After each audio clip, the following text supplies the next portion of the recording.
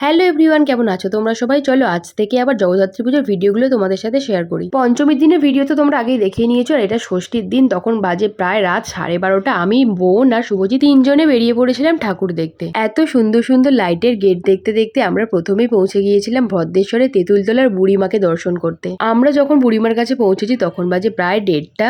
একদম ফাঁকায় ফাঁকায় বুড়িমাকে খুব ভালোভাবে দর্শন করে আমরা আরো অন্যান্য ঠাকুর দেখতে বেরিয়ে পড়েছিলাম। তাহলে এবার চলো আরো একটা সুন্দর মণ্ডপ তোমাদের দেখাই। এই যে মণ্ডপটা তোমাদের দেখাবো, এই জায়গাটার নাম ভদ্রেশ্বর কৃষ্ণপট্টি, আর এখানে প্যান্ডেলটি করা হয়েছিল কম্বোডিয়ার আঙ্কর ভাট মন্দির। সামনে থেকেও দেখে একদমই বোঝা যাচ্ছে না এটা একটা প্যান্ডেল, এত সুন্দর এই প্যান্ডেলটা করেছিল। চলো তোমাদেরও একটু ঘুরে ঘুরে দেখাই। আর এখানে দেখো আঙ্কর ভাট মন্দিরের কিছু ডিটেলস দেওয়া আছে। বেশ অনেকটা জায়গা নিয়ে প্যান্ডেলটা করা হয়েছে, আর পুরোটাই মাটি দিয়ে তৈরি। চলো এবার ভিতরের দিকে যাওয়া যাক, আর তার সাথে প্রতিমাও দর্শন করাই।